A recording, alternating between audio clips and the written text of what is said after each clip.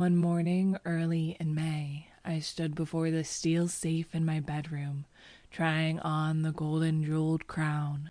The diamonds flashed fire as I turned to the mirror, and the heavy beaten gold burned like a halo about my head. I remember Camilla's agonized scream and the awful words echoing through the dim streets of Carcosa.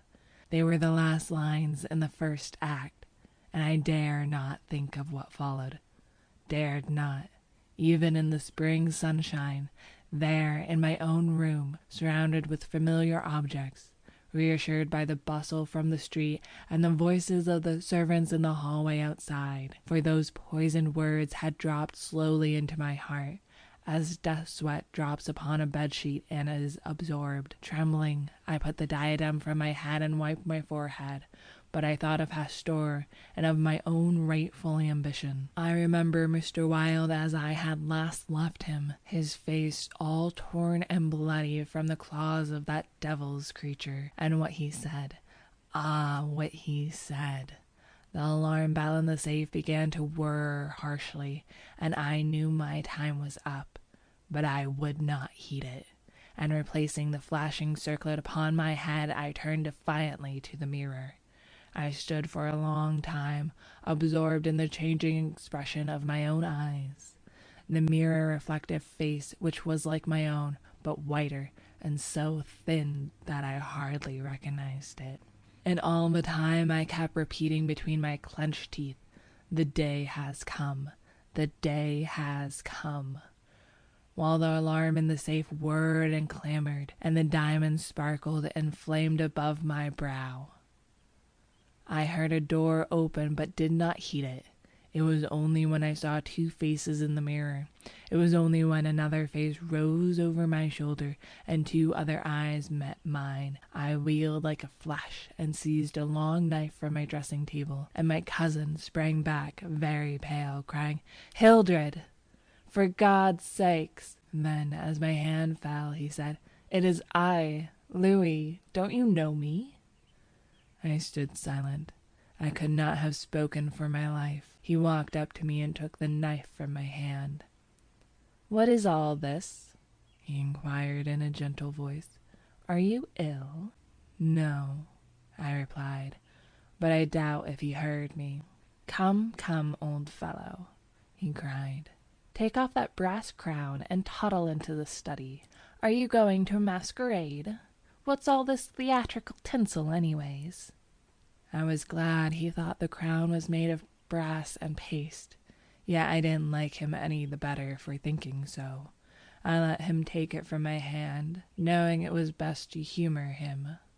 He tossed the splendid diadem in the air, and catching it, turned to me smiling. "It's dear at 50 cents, he said. "What's it for?" I did not answer, but took the circlet from his hands and placing it in the safe, shut the massive steel door. The alarm ceased its infernal din at once. He watched me curiously, but did not seem to notice the sudden ceasing of the alarm. He did, however, speak of the safe as a biscuit box. Fearing lest he might examine the combination, I led the way into my study. Louis threw himself on the sofa and flicked at flies with his eternal riding whip. He wore his fatigue uniform with the braided jacket and jaunty cap, and I noticed that his riding boots were all splashed with red mud. "Where have you been?" I inquired. "Jumping mud creeks in Jersey," he said. "I haven't had time to change yet. I was rather in a hurry to see you. Haven't you got a glass of something? I'm dead tired. Been in the saddle 24 hours. I gave him some brandy from my medicinal store, which he drank with a grimace. "Damn bad stuff," he observed. "I'll give you an address where they sell brandy that is brandy." "It's good enough for my needs," I said indifferently. "I use it to rub my chest with." He stared and flicked at another fly. "See here, old fellow," he began. "I got something to suggest to you. It's 4 years now that you shut yourself up here like an owl, never going anywhere, never taking any healthy exercise, never doing a damn thing but poring over those books up there on that mantelpiece. He glanced along the rows of shelves. Napoleon, Napoleon, Napoleon, he read. For heaven's sakes, have you nothing but Napoleons there? I wish they were bound in gold, I said. But wait, yes, there is another book, The King in Yellow. I looked him steady in the eye. Have you never read it? I asked.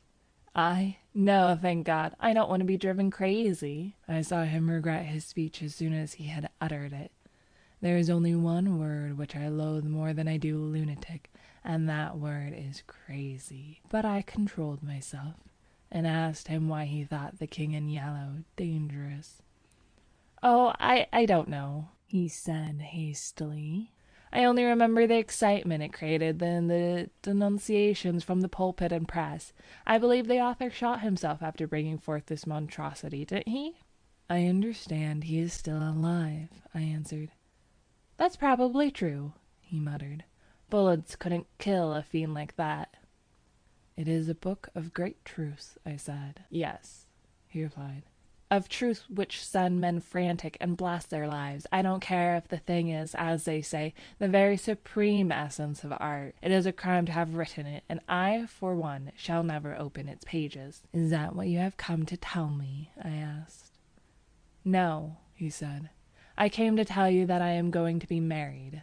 I believe for a moment my heart ceased to beat, but I kept my eyes on his face. Yes, he continued, smiling happily, married to the sweetest girl on earth. Constance Hawberk, I said mechanically. How did you know? He cried, astonished. I didn't know it myself until that evening last April when we strolled down to the embankment before dinner. When is it to be? I asked. It was to have been next September, but an hour ago a dispatch came ordering our regiment to the Presidio, San Francisco. We leave at noon tomorrow. Tomorrow, he repeated. Just think, Hildred, tomorrow I shall be the happiest fellow that ever drew breath in this jolly world, for Constance will go with me. I offered him my hand in congratulation, and he seized it and shook it like a good-natured fool he was, or pretended to be. I was going to get my squadron as a wedding present, he rattled on. Captain and Mrs. Louis Castine, Hildred? And then he told me where it was to be and who were to be there, and made me promise to come and be best man. I set my teeth and listened to his boyish chatter without showing what I felt, but I was getting to the limit of my endurance, and when he jumped up and, switching his spurs till they jingled, said he must go, I did not detain him. There is one thing I want to ask of you, I said quietly. Out with it, it's promised, he laughed. I want you to meet me for a quarter of an hour's talk tonight. Of course, if you wish, he said, somewhat puzzled. Where? Anywhere in the park there. What time, Hildred? Midnight. What in the name of... he began, but checked himself and laughingly assented. I watched him go down the stairs and hurry away, his saber banging at every stride. He turned into Bleecker Street, and I knew he was going to see Constance. I gave him 10 minutes to disappear, and then followed in his footsteps, taking with me the jeweled crown and the silken robe embroidered with the yellow sign. When I turned into Bleecker Street and entered the doorway which bore the sign, Mr. Wilde, repairer of reputations, 3rd bell, I saw old Hawberk moving about in his shop, and I imagine I heard Constance's voice in the parlor, but I avoided them both and hurried up the trembling stairways to Mr. Wilde's apartment. I knocked and entered without ceremony. Mr. Wilde lay groaning on the floor, his face covered with blood, his clothes torn to shreds. Drops of blood were scattered about over the carpet, which had also been ripped and frayed in evidently recent struggle. It's that cursed cat, he said, ceasing his groans and turning his colorless eyes to me. She attacked me while I was asleep. I believe she will kill me yet. This was too much. So I went into the kitchen and, seizing a hatchet from the pantry, started to find the infernal beast and settle her then and there. My search was fruitless, and after a while I gave it up and came back to find Mr. Wilde squatting on his high chair by the table. He had washed his face and changed his clothes. The great furrows which the cat claws had ploughed up in his face he had filled with collodion, and a rag hid the wound in his throat. I told him I should kill the cat when I came across her, but he only shook his head and turned to the open ledger before him. He read name after name of the people who had come to him in regard to their reputation, and the sums he had amassed were startling. "I put the screws on now and then," he explained. "One day or other some of these people will assassinate you," I insisted. "Do you think so?" he said, rubbing his mutilated ears. It was useless to argue with him, so I took down the manuscript entitled Imperial Dynasty of America, for the last time I should ever take it down in Mr. Wilde's study.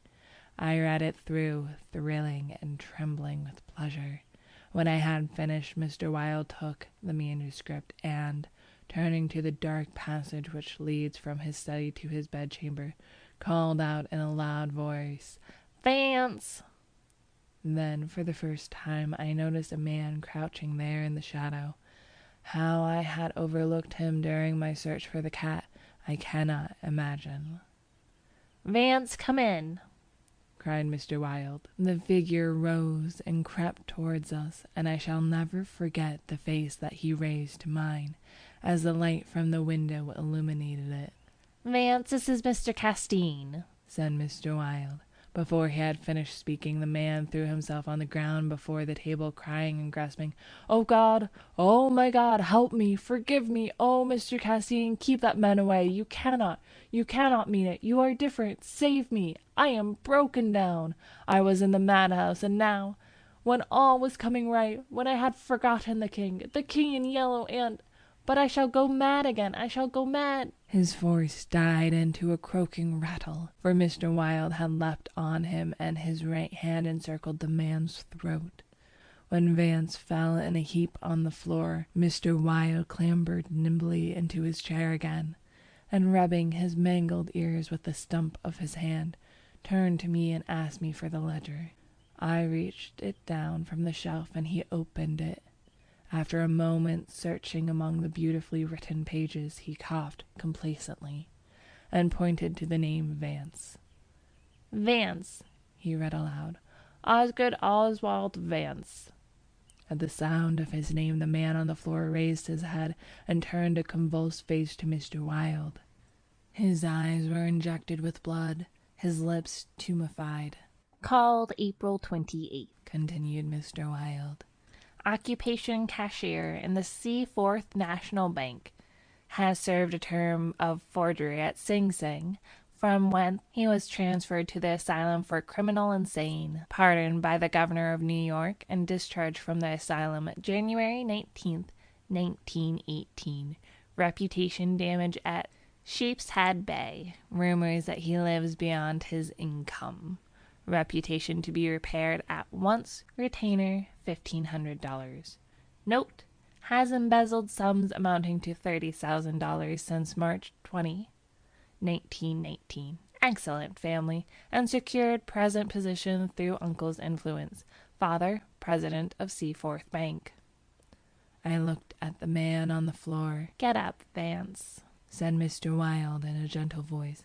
Vance rose as if hypnotized. "He will do as we suggest now," observed Mr. Wilde, and opening the manuscript, he read the entire history of the Imperial Dynasty of America. Then, in a kind and soothing murmur, he ran over their important points with Vance, who stood like one stunned. His eyes were so blank and vacant that I imagined he had become half-witted, and remarked it to Mr. Wilde, who replied that it was of no consequence anyway.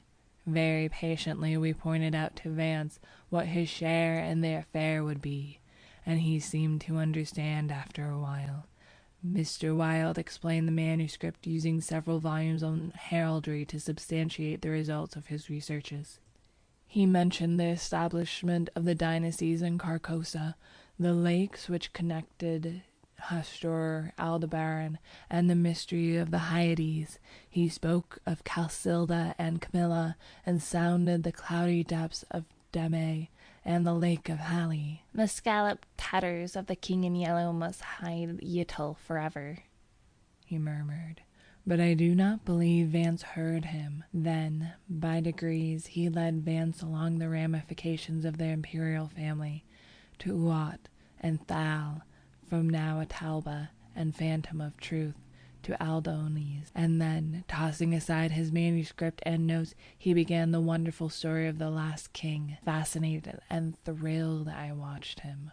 He threw up his head, his long arms were stretched out in magnificent gesture of pride and power, and his eyes blazed deep in their sockets like two emeralds.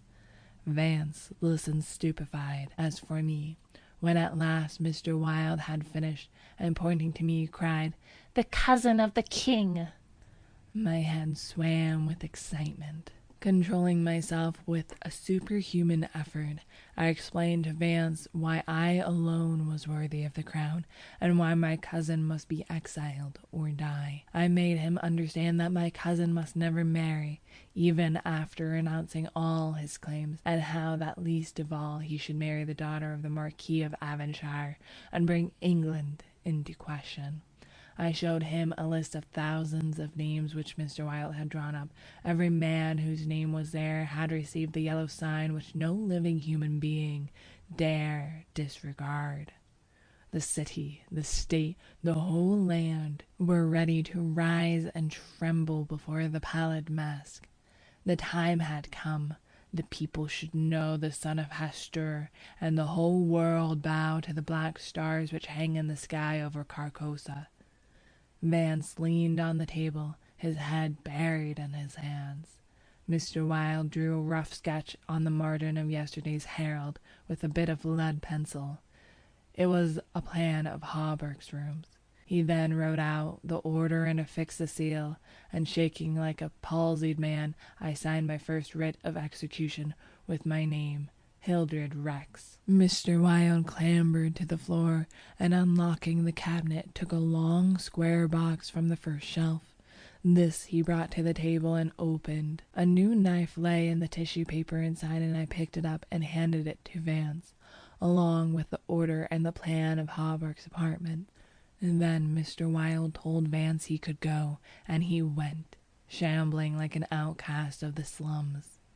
I sat for a while watching the daylight fade behind the square tower of the Judson Memorial Church, and finally, gathering up the manuscript and notes, took my hat and started for the door. Mr. Wilde watched me in silence. When I had stepped into the hall, I looked back. Mr. Wilde's small eyes were still fixed on me. Behind him, the shadows gathered in the fading light. Then I closed the door behind me and went out into the darkening streets. I had eaten nothing since breakfast, but I was not hungry.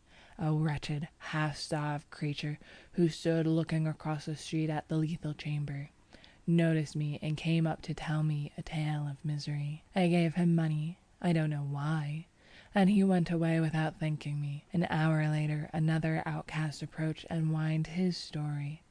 I had a bit of blank paper in my pocket on which was traced the yellow sign. I handed it to him. He looked at it stupidly for a moment, and then with an uncertain glance at me, folded it with what seemed to be exaggerated care, and placed it in his bosom. The electric lights were sparkling among the trees, and the new moon shone in the sky above the lethal chamber. It was tiresome waiting in the square. I had wandered from the Marble Arch to the artillery stables and back again, to the lotus fountain. The flowers and the grass exhaled a fragrance which troubled me. The jet of the fountain played in the moonlight, and the musical splash of falling drops reminded me of the tinkle of chained mail in Hawberk's shop. But it was not so fascinating, and the dull sparkle of the moonlight on the water brought no such sensations of exquisite pleasure as when the sunshine played over the polished steel on a corselet on Hawberk's knee. I watched the bats darting and turning above the water plants in the fountain basin. But their rapid, jerky flight set my nerves on edge, and I went away again to walk aimlessly to and fro among the trees.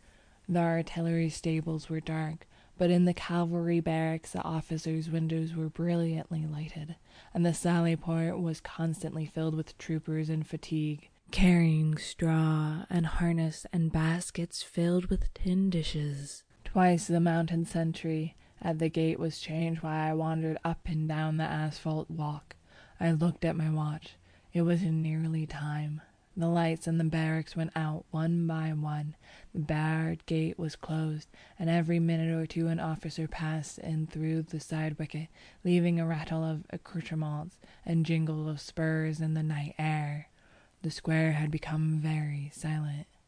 The last homeless loiterer had been driven away by the grey-coated park policeman, and the car tracks along Wooster Street were deserted, and the only sound which broke the stillness was the stamping of the sentry's horse, and the ring of his sabre against the saddle pommel. In the barracks the officers' quarters were still lighted, and military servants passed and repassed before the bay windows. 12 o'clock sounded from the new spire of St. Francis Xavier, and at the last stroke of the sad-toned bell a figure passed through the wicket beside the portcullis, returned the salute of the sentry, and crossing the street entered the square, and advanced toward the Benedict apartment house. "Louis," I called. The man pivoted on his spurred heels and came straight towards me. "Is that you, Hildred?" "Yes. You were on time." I took his offered hand, and we strolled toward the lethal chamber. He rattled on about his wedding and the graces of Constance and their future prospects, calling attention to his captain's shoulder straps and the triple gold arabesque on his sleeves and fatigue cap. I believe I listened as much to the music of his spurs and sabre as I did to his boyish babble, and at last we stood under the elms on 4th Street corner of the square opposite the lethal chamber. Then he laughed and asked me what I wanted with him. I motioned him to a seat on the bench under the electric light, and sat down beside him. He looked at me curiously with the same searching glance which I hate and fear so in doctors. I felt the insult of his look, but he did not know it, and I carefully concealed my feelings. "Well, old chap," he inquired, "what can I do for you?" I drew from my pocket the manuscript and notes of the Imperial Dynasty of America, and, looking him in the eye, said, "I will tell you, on your word as a soldier. Promise me to read this manuscript from beginning to end, without asking me a question. Promise me to read these notes in the same way. Promise me to listen to what I have to tell later." "I promise if you wish," he said pleasantly. "Give me the paper, Hildred." He began to read, raising his eyebrows with a puzzled, whimsical air, which made me tremble with suppressed anger. As he advanced, his eyebrows contracted, and his lips seemed to form the word "rubbish." Then he looked slightly bored, but apparently for my sake read with an attempt at interest, which presently ceased to be an effort. He started when, in closely written pages, he came to his own name, and when he came to mine, he lowered the paper and looked sharply at me for a moment. But he kept his word, and resumed his reading, and I let the half-formed question die on his lips unanswered. When he came to the end and read the signature of Mr. Wilde, he folded the paper carefully and returned it to me. I handed him the notes, and he settled back, pushing his fatigue cap up to his forehead with a boyish gesture, which I remembered so well in school. I watched his face as he read, and when he finished I took the notes with the manuscript and placed them in my pocket. Then I unfolded a scroll marked with the yellow sign. He saw the sign, but did not seem to recognize it, and I called his attention to it somewhat sharply. "Well," he said, "I see it. What is it?" "It is the yellow sign," I said angrily. "Oh, that's it, is it?" he said in a flattering voice, which Dr. Archer used to employ with me, and would probably have employed again had I not settled his affair for him. I kept my rage down and answered as steadily as possible. "Listen, you have engaged your word." "I am listening, old chap," he replied soothingly. I began to speak very calmly. Dr. Archer, Having by some means become possessed of the secret of the imperial succession, attempted to deprive me of my right, alleging that because of a fall from my horse 4 years ago, I had become mentally deficient. He presumed to place me under restraint in his own house in hopes of either driving me insane or poisoning me. I have not forgotten it. I visited him last night, and the interview was final. Louis turned quite pale, but did not move. I resumed triumphantly. There are yet 3 people to be interviewed in the interests of Mr. Wilde and myself. There are my cousin Louis, Mr. Hawberk, and his daughter Constance. Louis sprang to his feet, and I arose also, and flung the paper marked with the yellow sign to the ground. "Oh, I don't need that to tell you what I have to say," I cried with a laugh of triumph. "You must renounce the crown to me. Do you hear? To me." Louis looked at me with a startled air, but recovered himself, said kindly, "Of course, I renounce it." "What is it I must renounce?" "The crown," I said angrily. "Of course," he answered. "I renounce it. Come, old chap, I will walk back to your rooms with you." "Don't try any of your doctor's tricks on me," I cried, trembling with fury. "Don't act as if you think I'm insane." "What nonsense," he replied. "Come, it's getting late, Hildred." "No," I shouted. "You must listen. You cannot marry. I forbid it. Do you hear? I forbid it. You shall renounce the crown, and in reward I grant you exile. But if you refuse, you shall die." He tried to calm me, but I was roused at last, and drawing my long knife, barred his way. Then I told him how they would find Dr. Archer in the cellar, with his throat open, and I laughed in his face when I thought of Vance and his knife, and the order signed by me. "Ah, you are the king," I cried, "but I shall be king. Who are you to keep me from empire over all the habitable earth? I was born the cousin of a king, but I shall be king." Louis stood white and rigid before me. Suddenly a man came running up 4th Street, entered the gate of the lethal chamber, traversed the path to the bronze door at full speed, and plunged into the death chamber with a cry of one demented, and I laughed until I wept tears, for I had recognized Vance, and knew that Hawberk and his daughter were no longer in my way. "Go," I cried to Louis. "You have ceased to be a menace. You will never marry Constance now, and if you marry anyone else in your exile, I will visit you as I did my doctor last night. Mr. Wilde takes charge of you tomorrow." Then I turned and darted into the South Fifth Avenue, and with a cry of terror Louis dropped his belt and saber and followed me like the wind. I heard him close behind me at the corner of Bleecker Street, and I dashed into the doorway under Hawberk's side. He cried, "Halt! Or a fire!" But when he saw that I flew up the stairs, leaving Hawberk shocked below, he left me, and I heard him hammering and shouting at their door as if it were possible to arouse the dead. Mr. Wilde's door was open, and I entered, crying, "It is done! It is done! Let the nations rise and look upon their king!" But I could not find Mr. Wilde, so I went to the cabinet and took the splendid diadem from its case, and I drew on the white silk robe embroidered with the yellow sign, and I placed the crown upon my head. At last I was king, king by my right in Hastur, king because I knew the mysteries of the Hyades, and my mind had sounded the depths of the lake of Hali. I was king. The first grey pencilings of dawn would raise a tempest which would shake the 2 hemispheres. Then, as I stood, my every nerve pitched to the highest tension, faint with joy and splendor of my thought, without, in the dark passage, a man groaned. I seized the tallow dip and sprang to the door. The cat passed me like a demon, and the tallow dip went out, but my knife flew swifter than she, and I heard her screech, and I knew that my knife had found her. For a moment I listened to her tumbling and the thumping about in the darkness, and then, when her frenzy ceased, I lighted a lamp and raised it over my head. Mr. Wilde lay on the floor with his throat torn open. At first I thought he was dead, but as I looked, a green sparkle came into his sunken eyes, his mutilated hand trembled, then a spasm stretched his mouth. from ear to ear. For a moment my terror and despair gave place to hope, but as I bent over him, his eyeballs rolled clean around in his head, and he died.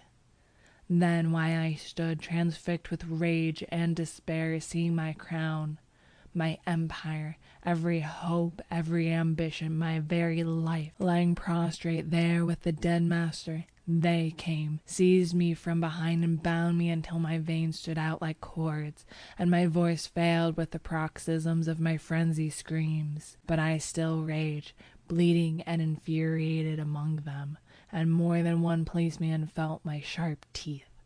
Then I could no longer move. They came nearer.